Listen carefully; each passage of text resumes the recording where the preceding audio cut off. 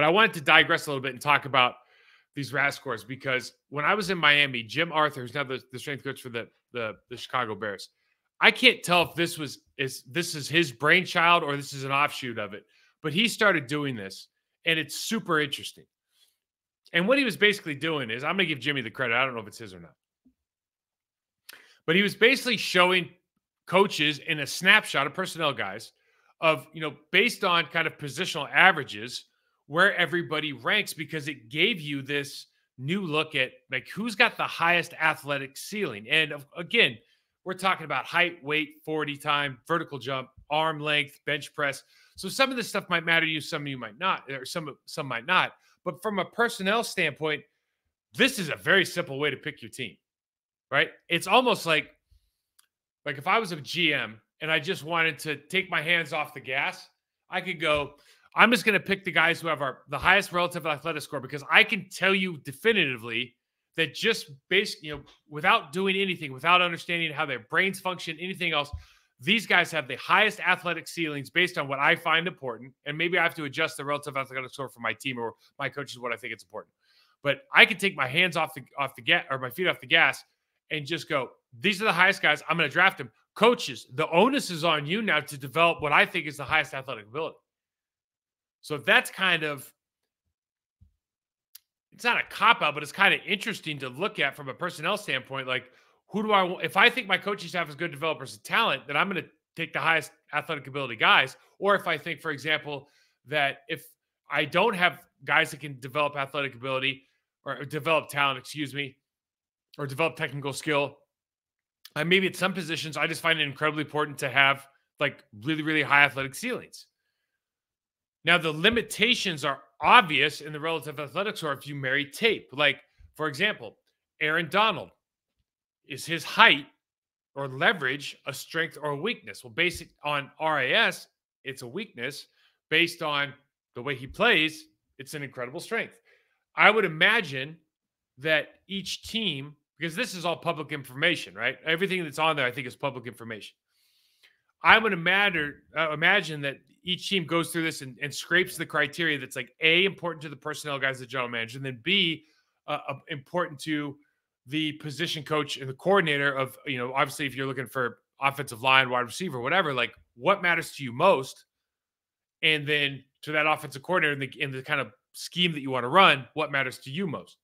This would be at least ideal. It might not be, it might be unlikely, but I think if they have data, if your data analytics guys, if they just stop looking at the numbers and start going to talk to people and watch film, they'd be able to come up with their own kind of RAS scores that are super interesting. And again, it's a very easy way to cut the herd. There's some positions, I'd say this.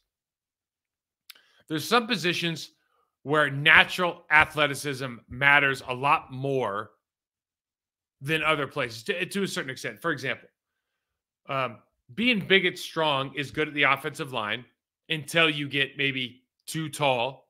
Like I think Mekhi Becton at 6'9" has a hard time getting low enough to play against guys with a great bend.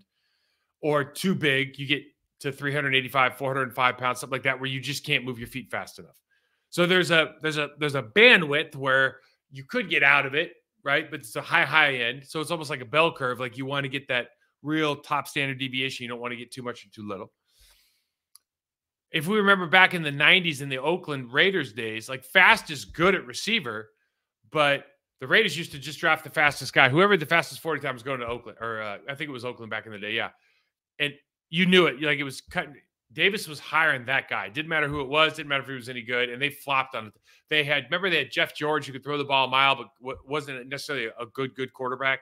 Like there's these things that are important, but not necessarily that important. So if I'm looking at slot receiver position, depending on the kind of things that I want to work on, do I value change of direction? Do I value acceleration? Do I value the first 10 over the top 40 speed? Like those things matter to me contextually. Arm strength at quarterback. I think they can have like a miles per hour throw for quarterbacks now that they do at the combine. Like, I don't know how much that matters really. I think most of these guys can make all the throws. Obviously, you'd like a guy with a stronger arm than a weaker arm, but how much am I going to value that versus his processing speed, his footwork? Probably not as much. So these things are interesting, but there's things to me that you seem far more important. So because they're out in the public, because we, some of the media and the guys who do podcasts and stuff like this can look at them, they can make a big deal about it, and they can base some things on it, base some ideas off of it. I went to a website called prideofdetroit.com. So thank you for that. This is their all-time RAS score list, and you can kind of see there's some hits and some misses on this. I just picked 2 or 3 names out of each position on offense. Quarterback, Cam Newton, good. Josh McCown, backup. Running back, Justin Fargas, Jackie Battle, Edgerrin James, James Stewart.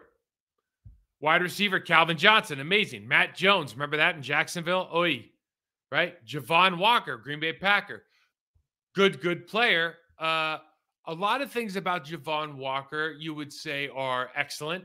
Some things from I don't know, maybe you'd like a little more change of direction speed or something like, from a Javon Walker side. But, Green Bay Packers fans, though, he had an excellent career until he got hurt. And then Moritz Boehringer, no idea. Top 4 guy, though, RAS. Tight end, Anthony Beck, good career. Jordan Cameron. Jordan Cameron's a basketball player from USC. I coached him a little bit at Miami. Phenomenal athlete. Didn't translate, like he had the good year in Cleveland, but it didn't necessarily translate to him being a phenomenal tight end over the course of time, because what tight ends are actually asked to do. Tackle, Taylor Lewan, great player. Jared Veldheer, Lyndon Murtha, Brian Mahalik, Brandon Brooks, and Evan Mathis for guard. So the guard position, oddly enough, of all of these, top 2 guys are top guys at the position. And then center, Chris Chester, good player. And then Monty, my man, Will Montgomery. I played with him in Carolina. I think he actually started for the Redskins for a long time. Monty was, let me tell you something, guys. Monty could have his own TV show.